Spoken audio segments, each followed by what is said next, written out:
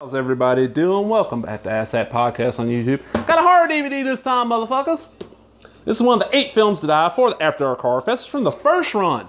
Yep, the very first one. I don't think they even do it anymore. I know they did like 3 of them that hit theaters, and after I think they just all went straight to DVD. 3 of the After Dark Horrorfest. And a part of that was because instead of the way I would have done it was you pay 40 bucks, you get tickets to all 8 films, and I do like 2 films a night. Show 2 films, or do it, the 4, do them like Friday, Saturday, and Sunday, the 4 weekends in October. No, they did it different. You had to pay for each of them individually, $8 a film, it didn't work. And this is a slipcase release. I always like slipcases. There's a slipcase with the fucking sticker that was on there. This is Dark Ride, the last ride you will ever take. And what this is you got Jamie Lynn Sigler from Meadow from The Sopranos. You got Ashley Tisdale's sister, Jennifer Kelly Tisdale, and then the only other person in the cast you would recognize, and I don't know this guy's name, it's the redheaded fat kid from The Sandlake, the Great Hambino. He's in this. And they're on a road trip.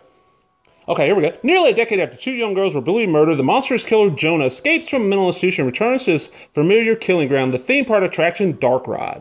His unfortunate victims this time are a group of college kids on a road trip that inevitably leads them to the Dark Ride, where their night of youthful fun becomes a nightmare. The killer, who is mimicking the sets within the attraction, makes sure that this is a ride the audience will never forget.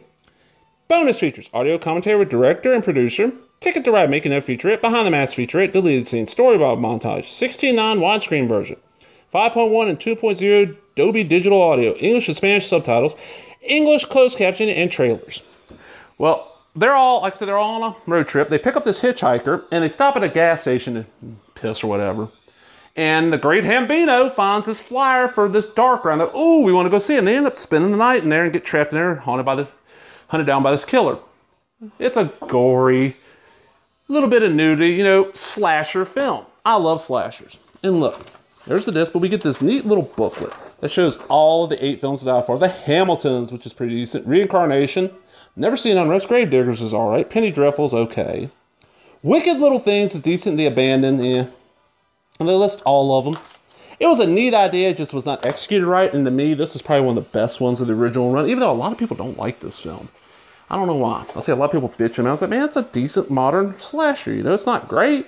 And it's got a good little cast. Because this came out 2006, so that would be, not that long after Sopranos was over. So, Jamie Lynn Sigler's one of her big things afterwards. And she ain't a good actress. But yeah, check this out. If you like slashers, this is definitely worth the gore's decent. Like I said, I'm pretty sure there's a little bit of nude. I think the hitchhiker girl shows her breast. But it's not bad. It's entertaining. It's a neat idea. It kind of reminds me of Tobe Hooper's Funhouse in a way.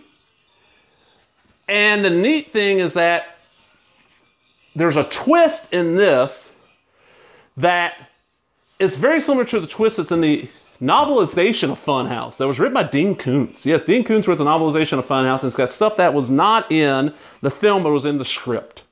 And they share similar twists. This is kind of like an updated version of Funhouse. I never thought about that. Yeah, this is like the remake of Funhouse, just without Tobe Hooper and with not as good at acting, but the effects are as good, if not better.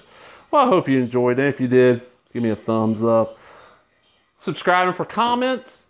Did you ever see any of the 8 films to die for from the After Dark Horrorfest? If you did, tell me which ones you saw and you thought were entertaining. I've seen most of the first run, a good chunk of the second, and I own all the third. I just haven't watched them all because it was one of those Lionsgate, 2 or 3 discs with all the films on it for $5 packs. I watched a few. There's some neat ones in there, but yeah, that's what I'm curious about. Is there any of these I need to track down? I know there's been some after the third one, but I think after the third one they quit going to theater and just released straight to DVD, and it just became a marketing thing instead of being an event.